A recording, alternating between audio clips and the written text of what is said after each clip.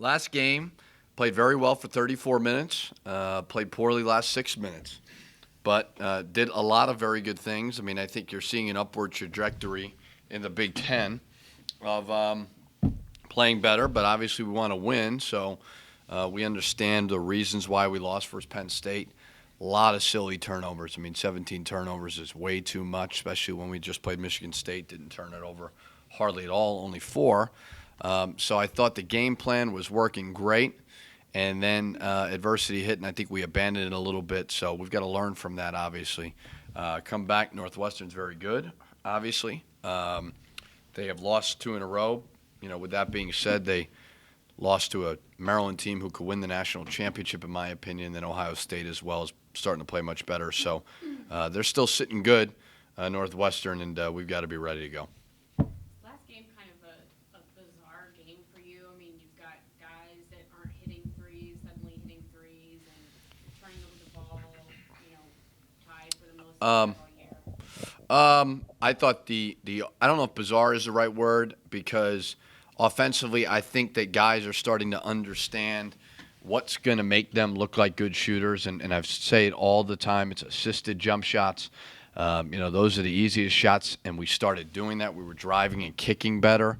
So I thought that for 34 minutes they really stuck to the offensive and defensive game plan. Some of the turnovers were definitely very bizarre.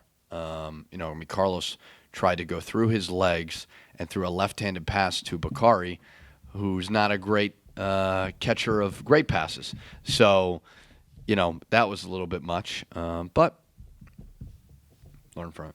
Do you feel like if they're doing these things that they have the potential to maybe have some games like this where they're shooting more than 50%? Yeah, I mean, so I'm trying to think of how many threes we made. What did we make? 11, right?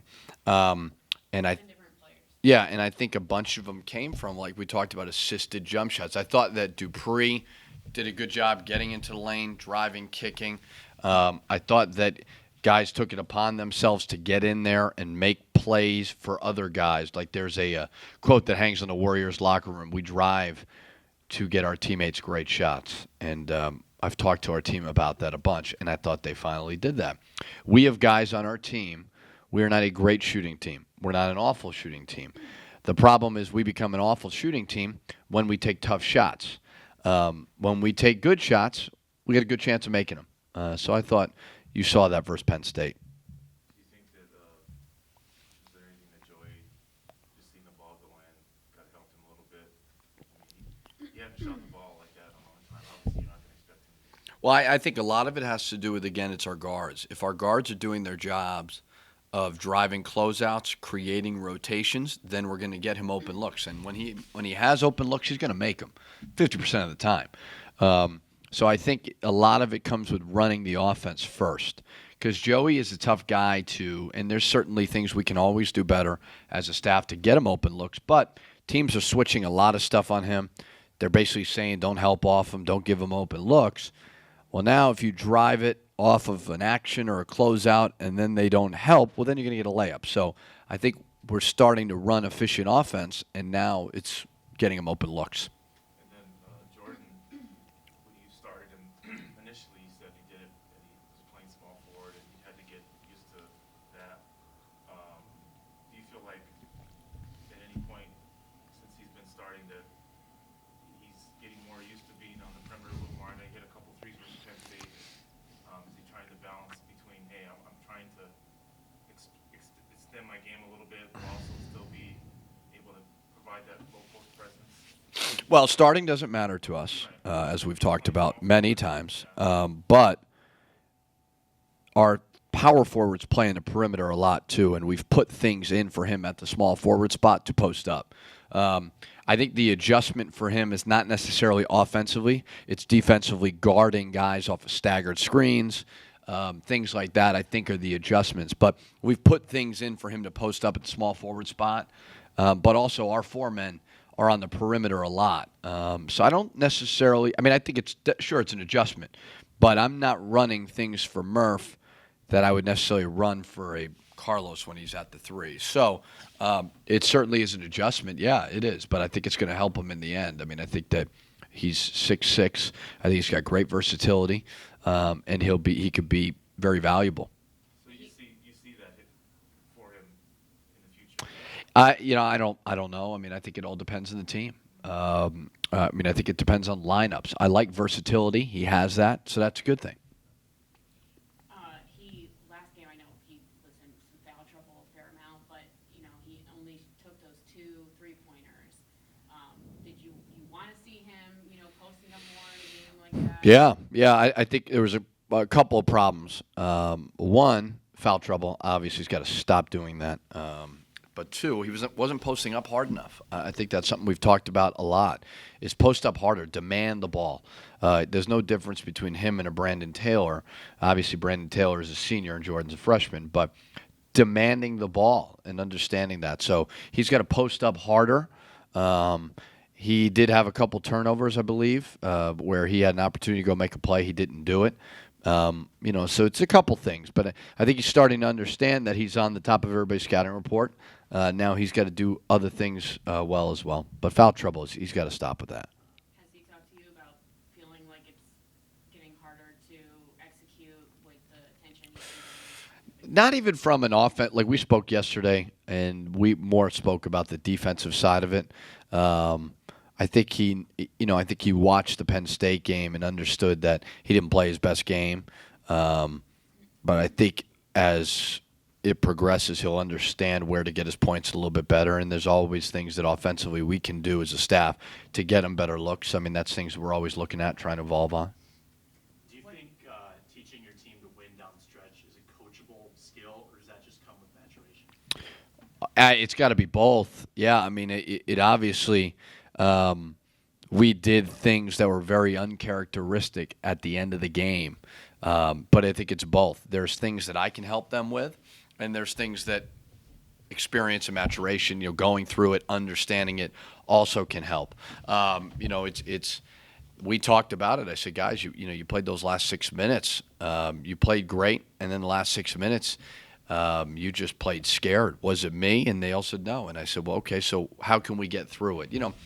There's a lot of like Nick Saban, who I kind of study a lot or whatever.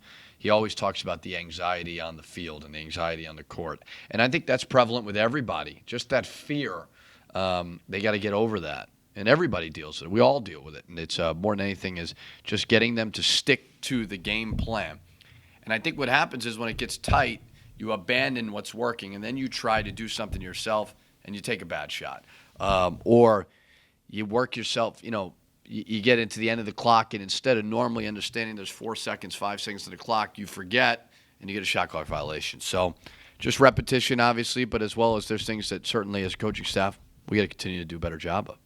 Is there someone who, when they're going through something like those last 6 minutes, really struggling, and that, on the team, one of the players that can kind of corral guys?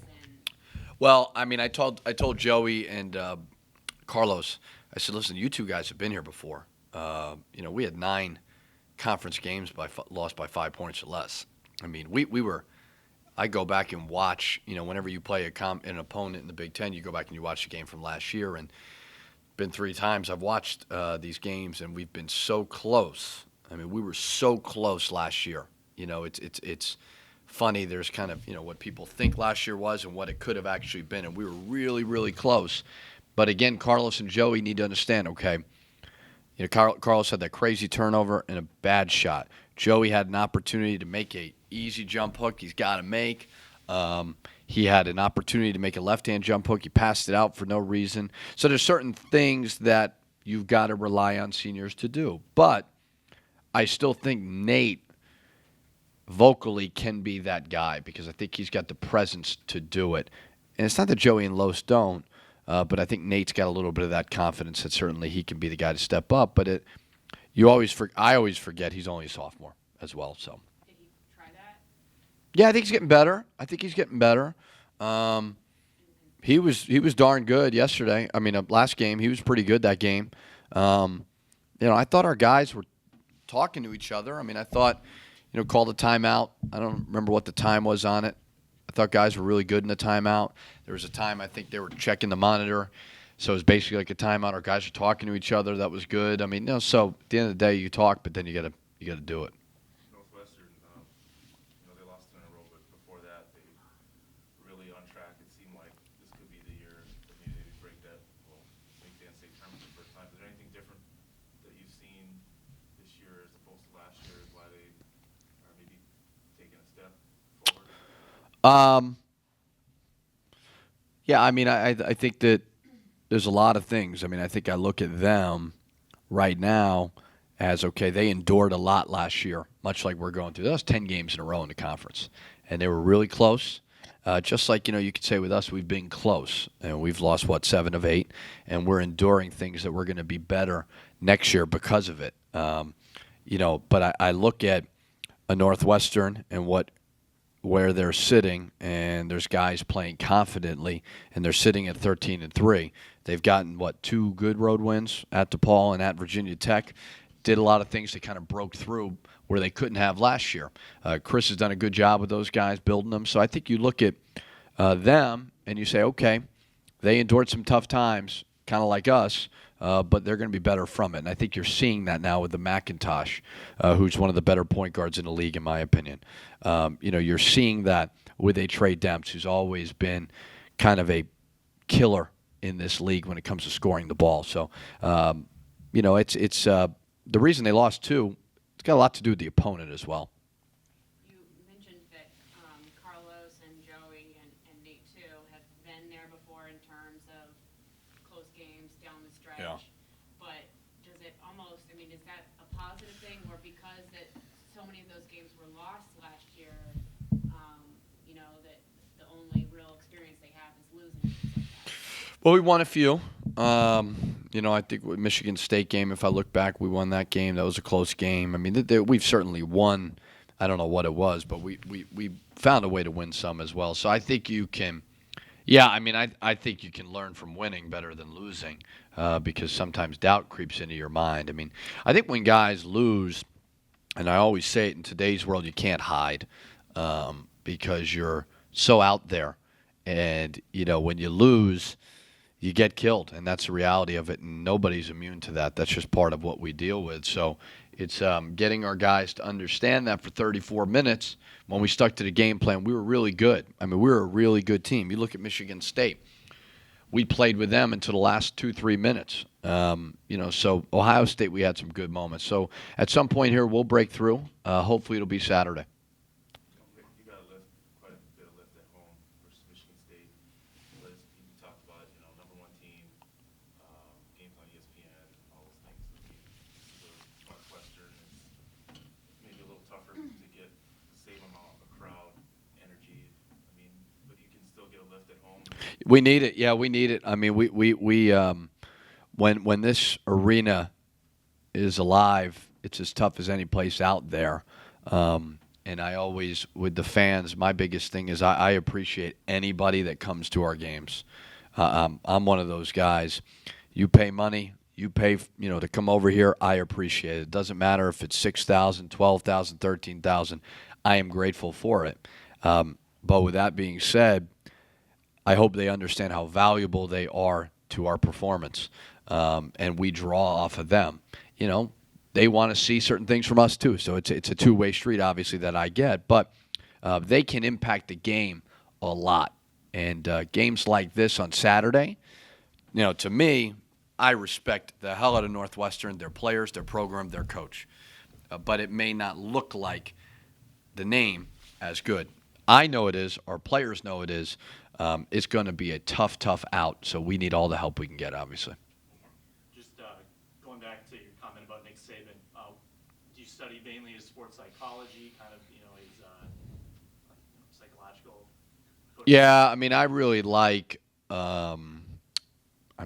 who doesn't, his coaching philosophy. He's one of the best coaches out there. But what I like about him, I like watching his press conferences, because they're somewhat funny. He just goes at the media all the time, which I would never do.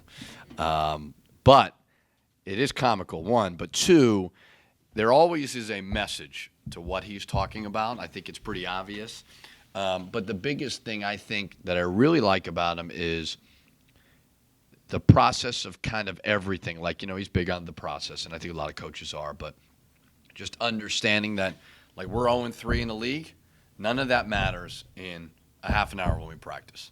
It doesn't matter. None of it matters. We are 6-9. That does not matter when we play Northwestern on Saturday. It doesn't. It should not matter the rep of when you're running an offense or defense or so on. None of that should matter. And I just think I could learn a lot from a guy like that just because he's the best there is.